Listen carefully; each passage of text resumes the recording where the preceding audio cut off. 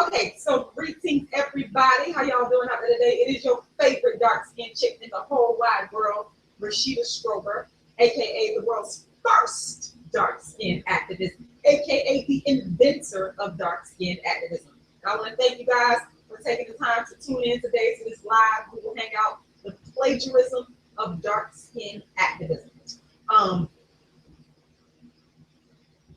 Take a little sip of my little drink there. This is gonna be sort of a long one, folks. So I want y'all to sit back and brace yourself because see, I'm the type of person that believes that you have to show evidence. You can't just say such and such happens without showing evidence. So this one is gonna be a bit of a long one, and I'm not gonna. I know some people are just hopping on. I do try to give people time to come on because I know people be busy and stuff, and I've had people tell me they really want to watch it and this kind of thing. So I kind of run my mouth a little bit, just a little bit before I actually get started in the actual meat of the program. But while people are coming on, I just want to remind you guys, yeah, y'all see the books here. I have a Dark Skinned Woman's Revenge, which is based on the play A Dark Skinned Woman's Revenge that I have been performing for like the longest. And I got some evidence and proof. Do y'all know that someone just sent me a message on my world's first dark-skinned activist page claiming that there is no way that I could have been engaged? And if y'all don't believe these things, I always believe in proof. So you guys could go and look on my page and you can see what I'm saying is true. Like, go on the page. This person said there's no way possible that I could have been engaged in dark-skinned activism since 1998 because I'm in my 20s. And I was like, oh, okay. And he said I was a fraud. The play is not real. A Dark Skinned Woman's Revenge. The book is not real. And because he said I was in my 20s. Newsflash, I'm 38. So that makes me old enough to have been around in 1998 to start dark skinned activism. But I just get these kind of messages all the time. So this is why it's very important for me to do this type of Google Hangout. So I want to say, first of all, thank you to the people that have been constantly, it's one sister in particular, actually two, they have been messaging me and talking to me more than others about addressing the situation. So I hope you're watching because this is for you. I'm addressing it. I'm dealing with it head on today, y'all. So anyway, A Dark Skinned Woman's Revenge, the book is available. As y'all can see, Darkism. I got all the books lined up. And How to Be the Hottest Dark Skinned Chick on the Planet, which is the first motivational book in the world written for dark skinned women girls. All these books are available now. If you purchase them directly from me, they cost $25 each. You will get an autographed copy. All you got to do is go ahead and email me your email address. Obviously, I'll get your email address when you email me, and I will send you a PayPal invoice, and then I will send you the book. Okay, it will be an autographed copy. And by the way, all the proceeds from the book, they go towards my productions, which you guys are going to learn more about today in the development of dark-skinned activism. If you buy them off of Amazon, you buy them off of Amazon. So the incentive for buying them directly from me is the money goes directly towards the productions of my plays and stuff. So get those books.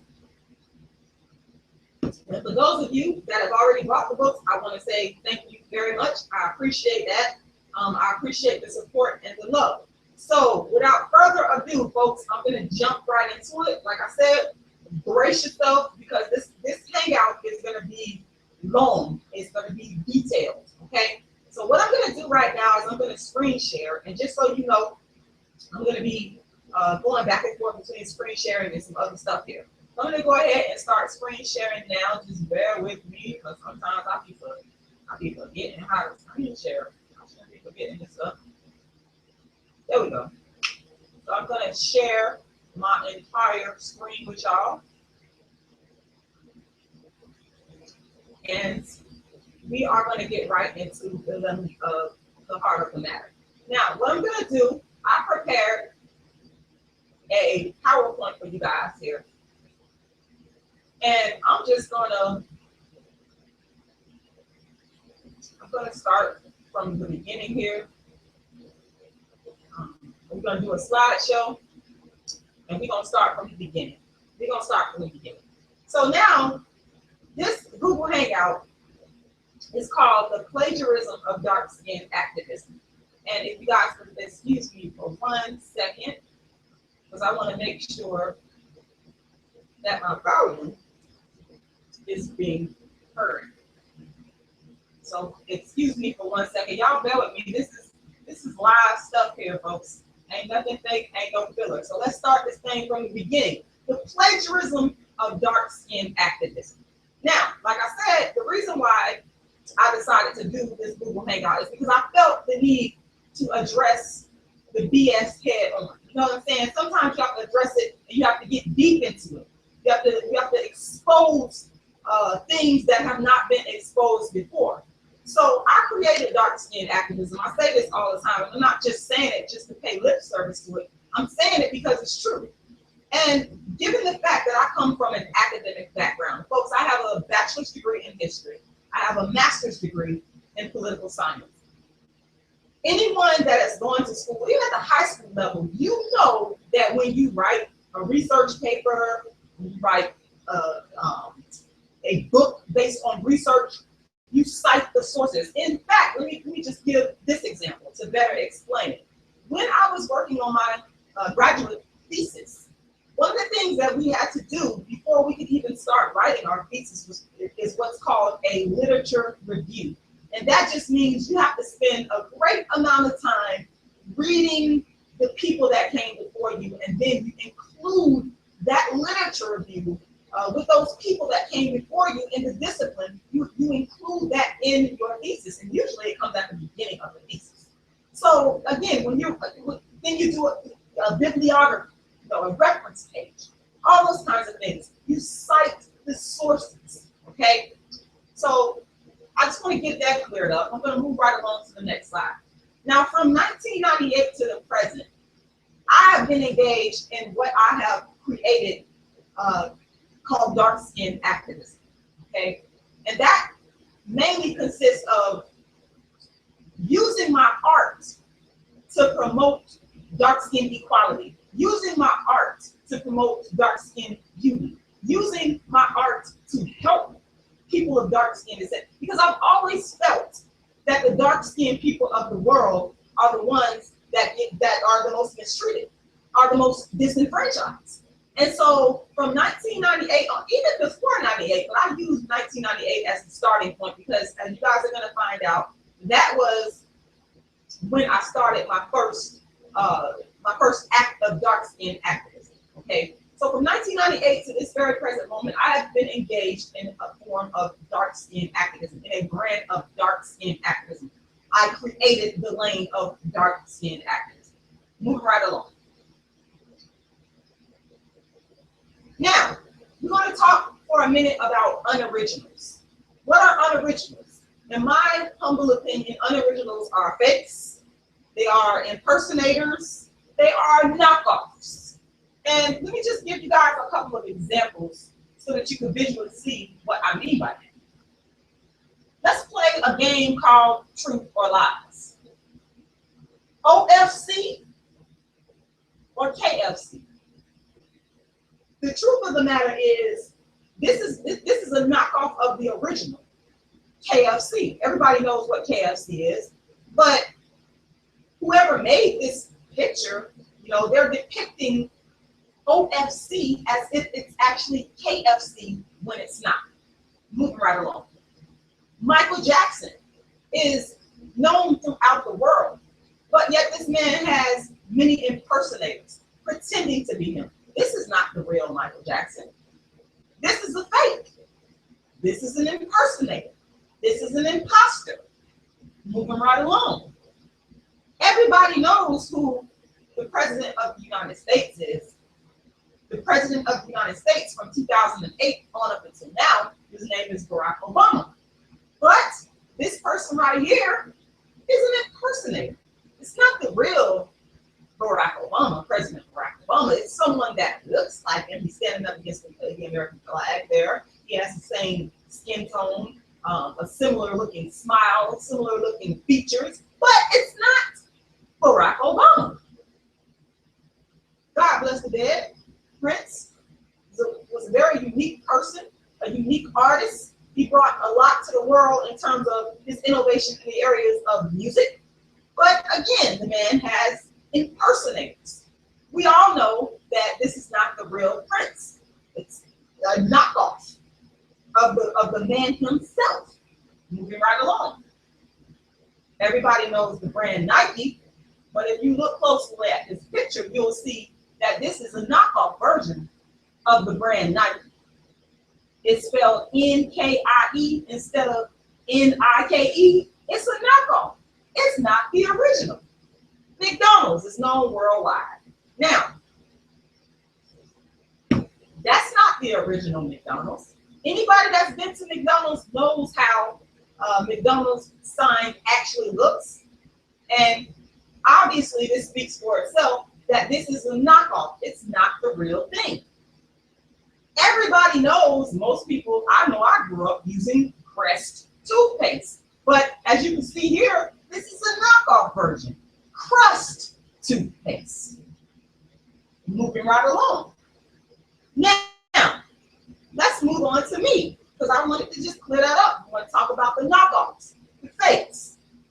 No, and I don't even have to say no name, because the people that have been contacting me, they have came to me and told me, hey, Rashida, you need to talk about this. This is what's going on. Blah, blah, blah. You know what I'm saying? And I was ignoring it because I was busy writing books, producing plays, doing what I've been doing as the world's first dark-skinned activist since 1998.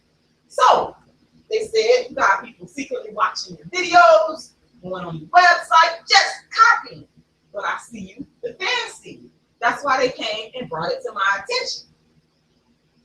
Now, before Rashida, the truth of the matter is they were scared to talk about dark skin to the level that I talk about it on. I do it in a way that has not been done before. And if we're honest, we know that this is the truth. And I think that this is the reason why a lot of my fans, the people that have contacted me and pointed certain things out to me, this is the reason why they said, hey, look, you need to deal with this. This is not right. People need to give credit to where credit is due. Rashida Strober, the truth of the matter is, put the dark skin issue on the map. I put the dark skin issue on the map like it has not been done before, because again, when you do something from your heart and you're doing it and you're not even thinking about it, you're just doing it. You're not doing it because the internet is around. You're not doing it because it's popping, because it's trending. You're doing it because it's a part of who you are. It's a part of your makeup. Then you're gonna put it on the map.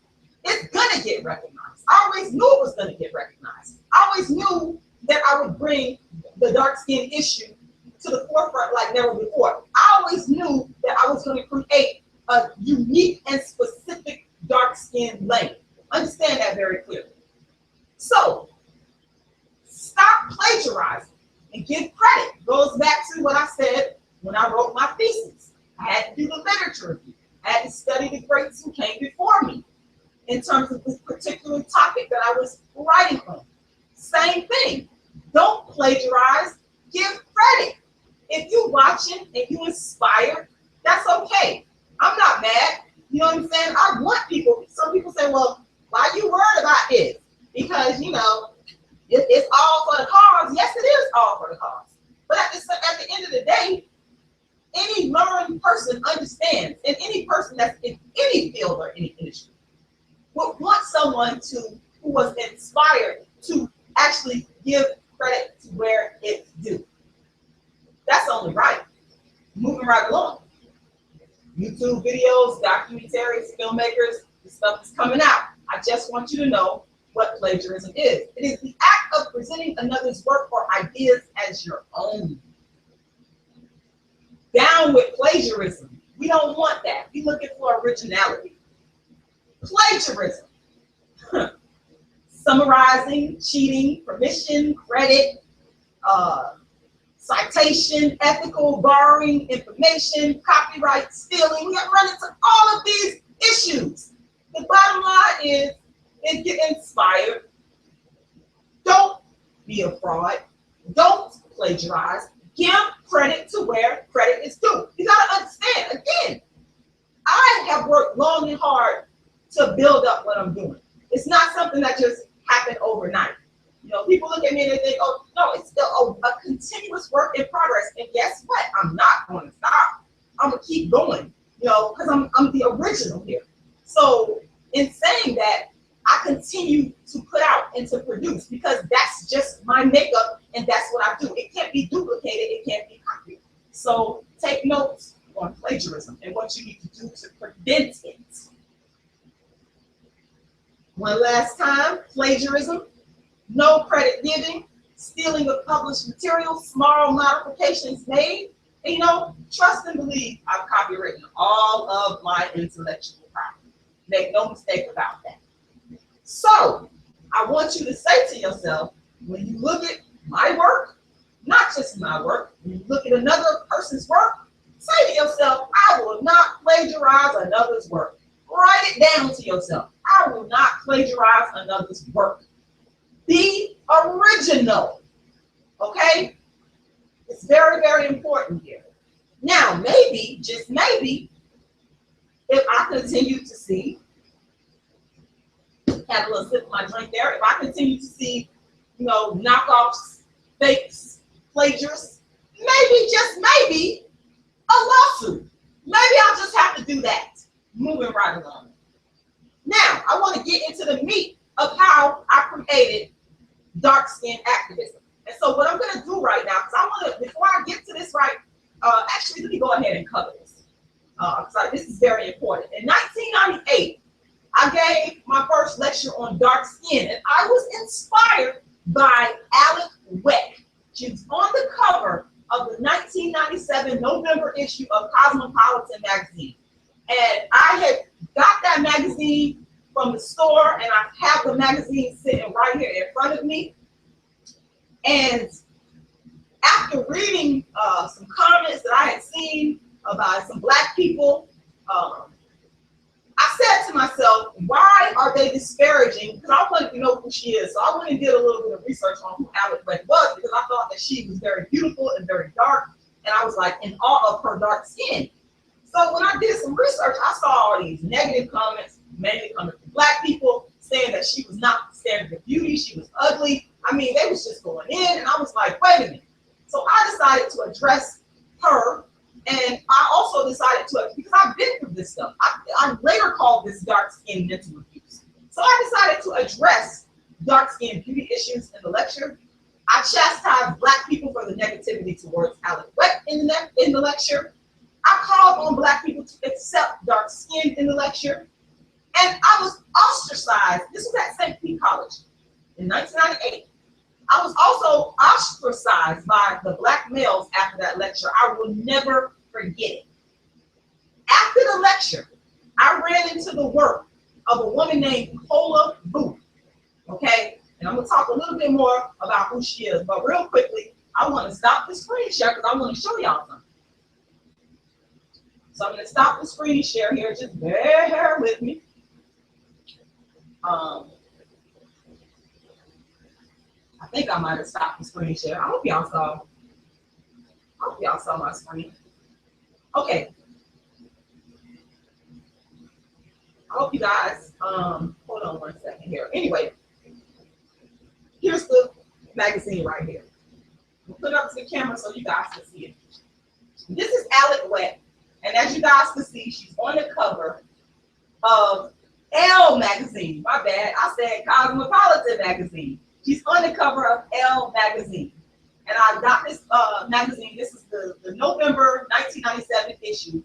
And she is the person that inspired me to give my first lecture on dark skin. And that's what spurred dark skin activism. I gave a lecture at St. Petersburg College. So this is Alec Weck. She's the person that inspired me. I still got the magazine to this day. As you guys can see, it's kind of old, but I preserved it and I kept it. Man, I hope y'all saw my screen share. I hope y'all saw what I was showing y'all earlier. So I just wanted to show you guys that, but I'm gonna go back to screen sharing because we're gonna go back to the PowerPoint where I'm laying all this out for you guys. So bear with me one second because I'm going right back to the screen share. Okay, so there's the screen share, and we're going to start from the beginning. I hope you guys saw everything. The plagiarism of dark skin activism, from 1998 to the present. I talked about the unoriginals, the fakes, the impersonators, the knockoffs. I talked about displaying truth or lies, and then I gave you examples. OFC instead of KFC, we don't want that. Fake Michael Jackson, we don't want that. Fake President Barack Obama, we don't want that. Fake Prince, we don't want that. Fake Nikes, really, we don't want that. Fake McDonald's, we don't even want that. Fake crust, when it should be crust, we don't want that. So, again, my fans don't want knockoffs of Rashida Strober, the world's first dark-skinned activist. So they said, Rashida, you got people secretly watching videos, going to your website, just copy them. But the fans see you, and they made me aware of it. Before Rashida, they were scared to talk about dark skin. Y'all know this. It's been the biggest elephant in the Black community for the longest. Okay? Rashida, whether people want to give me credit or not, put the dark skin issue on the map. And I did it, and I won't stop doing it. So stop plagiarizing and give credit, damn it. YouTube videos, documentaries, filmmakers, etc. Here's what plagiarism is. The act of presenting another's work or ideas as your own. We don't want plagiarism. My fans don't want plagiarism. Plagiarism. Here's all the definitions right here in one word. So we want the real deal, folks. Okay, more on plagiarism. And I can make this available to you all just in case you want this PowerPoint. I can make it available. So I feel like some people need to write before they start to work on whatever projects they're working on. They need to write. I will not plagiarize another's work. My mom used to make me write things over and over and over again when I was little and I got in trouble and I didn't want to listen. I would have to write it over and over and over again until I got it from my brain. Now, like I said, maybe I need to pursue a lawsuit. And that's never going to be off the table. Moving right along. Now, getting back to what I was saying, the 1998 lecture on dark skin, which spurred dark skin activism, the activism that I created, as you guys just saw, I said the Cosmo, but it's the the November issue of Elle magazine from 1997. I still have it with me to this day.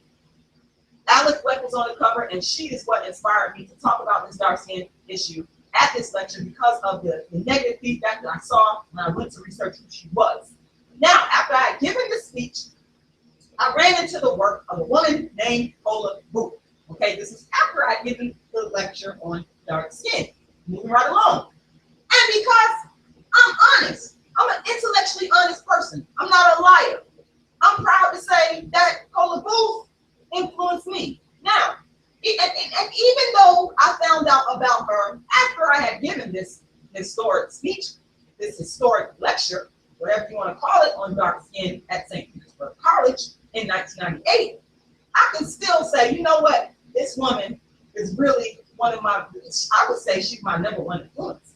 Because when I discovered her, I was like, okay, she's talking about dark skin too. You know, and I saw that she had actually wrote on it. You know, she actually did some extensive work on it. So folks, the people that are mad at me when I mention Cola Booth's name, you need to understand that it's all about giving her credit for influencing me in terms of the dark skin issue. It has nothing to do with her personal life, having a sip of my drink. It has nothing to do with, you know, who she's married to. It's purely historical. Understanding I'm from an academic background, again, I can't stress that enough. I am so used to citation and references of sources. That's very important to me. So again, even though I found out about Cola Booth after I had given the lecture on dark skin, which was simply spurred by me looking at Alex Weck on the cover of Elle magazine, I ran into this woman's work, and I'm still big enough to say, okay, Cola Booth inspired me. And to this day, you know, I never saw anyone really speak on it the way that she spoke on it until, you know, I started doing it myself and doing it in, you know, to this day. You know, so people need to pay homage. People need to honor the people that came before. That's all I'm saying here. Moving right along. Now, history in the making, and I know that I'm making history, and that's why I write. You see, I write. I told you I have a bachelor's degree in history. I'm well versed in the construction of history and writing it because it's very important that we preserve in the written word what we create. So yes, and I want to say shout out to the person that created this for me. I appreciate you. Thank you so much. Rashida Strober is the creator of dark-skinned activism. And that's just the truth. You know, there's no need to be upset about it. It's just you acknowledge the truth and you move on. Now, I have so many people coming to me on the internet. They'll say, you're not the first dark-skinned activist. When no one heard the word dark-skinned activist before I created the very phrase. Let me repeat that, because I want to be real clear about this point. People come onto social media telling me that I'm not the first dark-skinned activist when I actually coined the actual phrase. Do you realize how stupid and ignorant and senseless that is? It makes no sense, folks. If you go to Google right now and you type in dark-skinned activist, whose name is going to pop up? Rashida Strober. There's a reason for that. The reason is because I actually created the actual phrase dark-skinned activist. So instead of lying about it and being upset about it, for those of you that are dishonest about that, there's nothing you could do to change a historical fact. So Rashida Strober creating and coining the phrase dark-skinned activist is a historical fact. Whether you want to acknowledge it or not, only a fool, by the way, would argue with facts. So, you know, I got thought about this because I kept getting people coming at me. And I said, how could you tell me that I'm not the first dark-skinned activist when I invented the actual phrase that you're uttering, the actual phrase that you're writing? It doesn't make sense. Moving right along. Now, here's something I want to address. The copycats, and there's some copycats that's coming out, and there's some non-black copycats. I see you. Some of y'all have tagged me. Y'all have tagged me their videos, you know, and I know you mean well, and I know you're doing it because you know that I'm the dark-skinned activist. And I love you for that, and I appreciate you for that. But, you know, here's the thing. Some of these non-black, non-dark copycats, they're sitting back online. I know what they're doing. They're watching, they're studying, and then they're copying. And the reason why they're doing it, they have access to money. They have access, because that's the real issue. They have the money to be able to go in and steal somebody's ideas and concepts and then go promote it as their own. I see you though. And you dead ass wrong, and you can never be the original. Because you know why? I don't care how much money you have. I don't care if I'm broke and homeless and on the street. I wouldn't give a damn about any of that.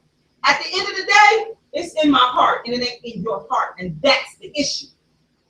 So I don't give a damn about the money, but I just want to let the people know that these non-dark-skinned people that are jumping on the dark-skinned bandwagon, creating documentaries, creating whatever, you know, creating YouTube videos, I see you. And you dead ass wrong, and it ain't real. And you'll never be able to stop me. I don't care how much money and access you have. The truth is, Rashida Strober invented the lane that you're in. And you need to pay homage. And you know, going back to the lawsuit, taking a sip of my drink, maybe I'll just have to sue you. Maybe I'll just have to sue you in federal court. Maybe that's what we'll have to do. I'm well versed in suing corporations. It's not a big deal to me. You know, the point is, don't sit back and plagiarize and think because you got money and you got access that a person like me won't legally fight you. Because I'll legally fight you. I'll legally fight you. I've been fighting my whole life for what I want. And I'm going to continue to fight because God has given me the brains, the energy, the wherewithal, and the stamina to do so. So I see you, and I know you copying me. I know you inspired by me, and I know it's about money and access that you're using to steal and take something from, try to take something from someone that you know you ain't even real about. You know you ain't even real about. But I see you, calling you out, moving right along. Here's a message that I got from a fan. I told y'all, my fans see this. They see what's going on, and they put me onto it. The fan said, first they criticize you, then they attack, then they copy. Rashida, we have the date stamps on all your videos and proof of all your work is out there. These blank, she cursed, are bitter and jealous, and these These self-hating blank men and women are jealous. That is all.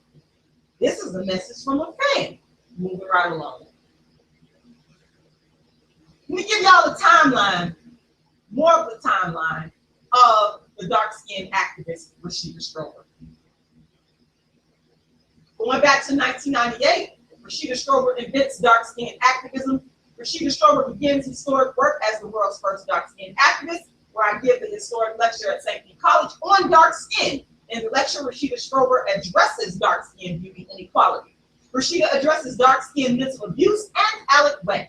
Rashida speaks on dark skin female beauty issues. From 98 to 2001, I was ostracized by my family, certain members of my family, because I continuously spoke out on dark skin, and I even got kicked out of one of the people that I love.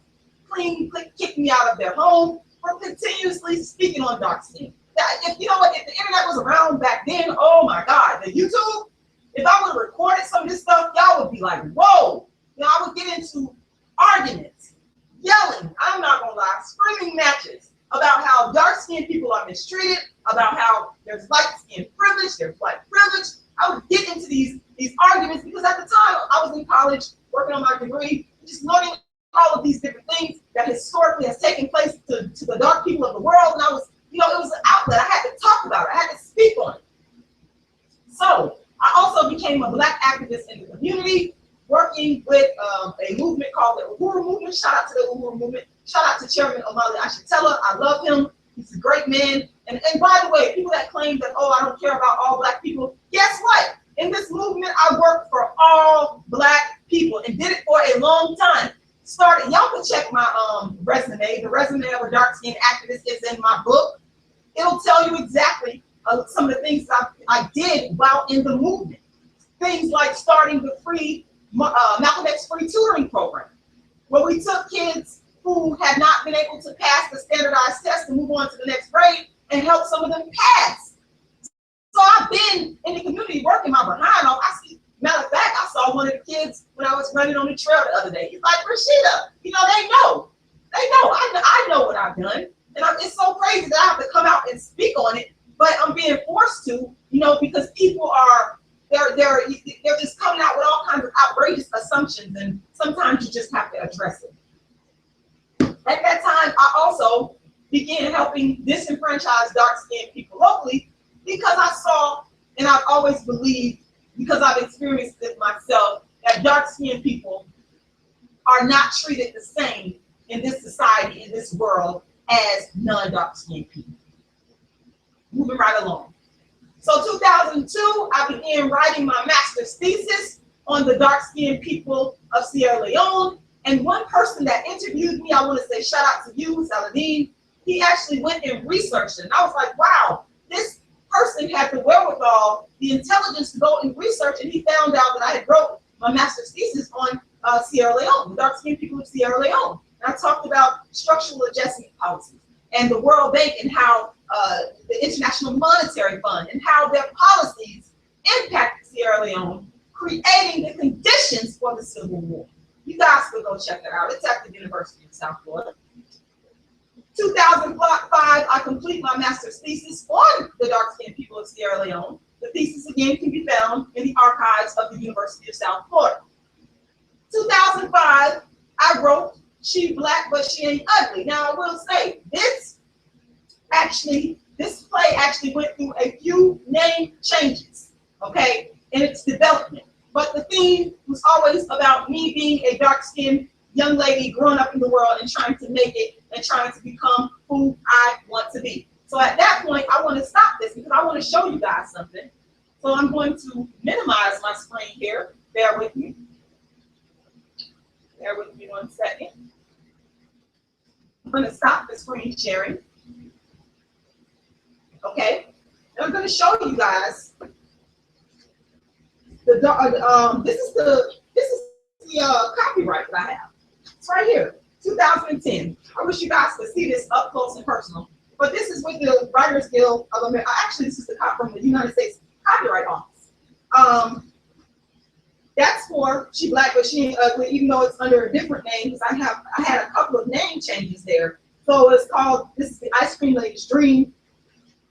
And then this is from, let's see, where's the date? 2010, where I copywrote the Jonah Legend, The Dark Skinned Girl's Revenge. That's what I originally called it. But this is the copyright from the Writers Guild of America. And then I also have one from where I called it, I changed the name to A Dark Skinned Woman's Revenge, 2010. And this is with the Copyright Office of the United States. It's right here. Okay. So sometimes, and if you guys ever want to see it, I have no problem. I have all my documents right here. I copyright all of my work. Everything's always copywritten. It is what it is. That's what I do. I know how to handle my business. So for the person that came on to, I hope you're watching this Google Hangout. For the person that said, "Oh, you're too young. You didn't do all of this. You stole." Honey, the copyright is right here from 2010. And the other copyright is actually from 2005. It's actually from 2005. So yeah, it's all right here. The documents are all right here.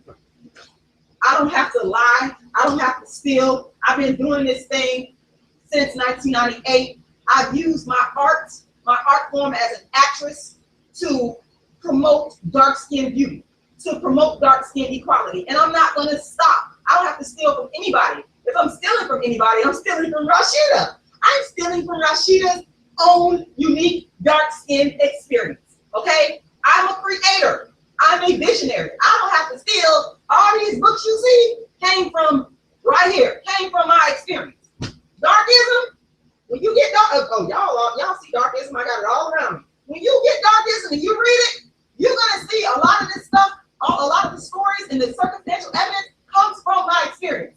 So for that person, I got the United States copyright, I got the Writers Guild copyright, I got all my work to prove with the dates. Because remember, I'm a historian. Remember, I have a degree, a bachelor's degree in history. So remember, I like dates. I like timelines. Because I understand it's proof. You can't just talk, you got to prove. You got to prove.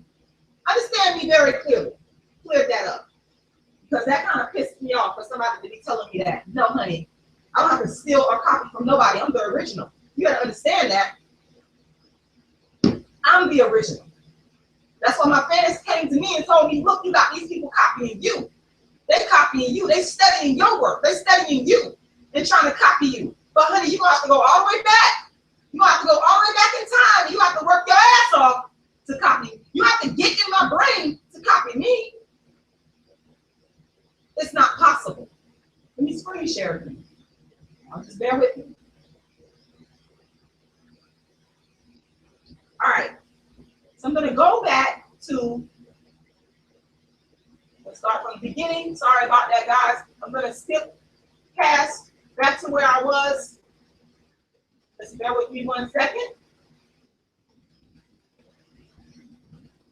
Back on the timeline. All right. So 2005, I wrote She Black But She Ain't Ugly, Dark Skinned Girls Triumph. 2006. I played a dark-skinned Rwandan woman in a show produced for the Pan-African Film Festival in Los Angeles. And it was written by a man named Stephen Meeks. He cast me to play the main character. It was actually a one-woman show. It was called The World You Stood By and Just Watched, because he knew of what I was doing. He knew of my work out in Los Angeles when I lived there. So I performed. And it was awesome. It was complete. I have the brochure somewhere in here. Maybe one day I'll upload the brochure so you guys can see that. 2006, I performed She Black But She Ain't Ugly, A Dark Skinned Girl's Triumph in Los Angeles. And then I wrote the sequel, A Dark Skinned Woman's Revenge. And as I just showed you guys, I copywrote my work at that time with the Writers Guild of America and also with the United States Copyright Office. Moving right along. From 2006 to 2010, I performed She Black But She Ain't Ugly, A Dark Skinned Girl's Triumph in both Florida and in Los Angeles. And just took a sip of my drink. Sorry guys, when I do a pause like that, I'm just taking a sip of my drink. Anyway, so I performed. So you have to understand, when you are a performer, it's hard.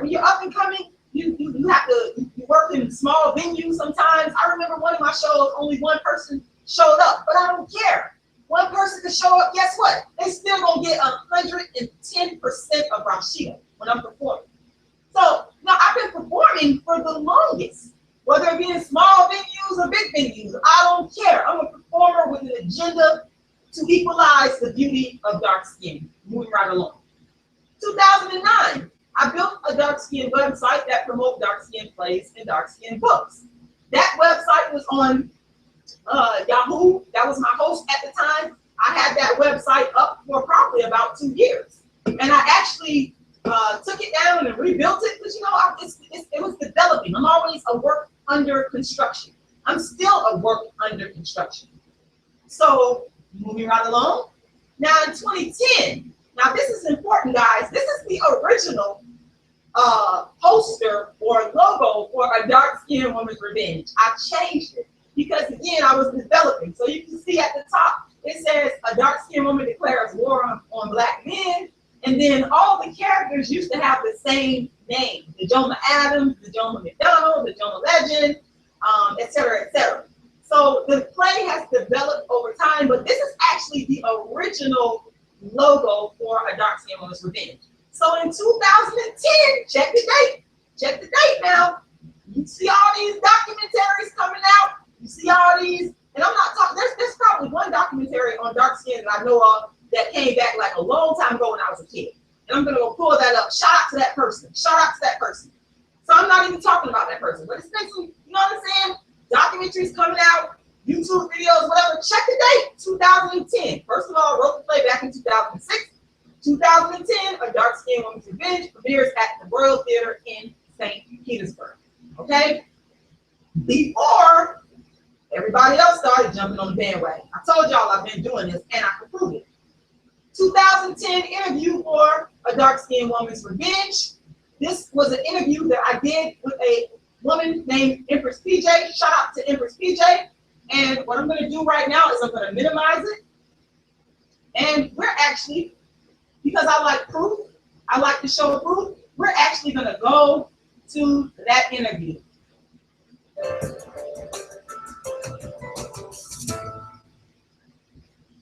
Great day. And thank you for joining me once again here on Questions of Life. I hope you guys can hear that. I'm your host, Empress PJ. And today in our chair we have Rashida Struggle. She's a writer, she's a teacher, and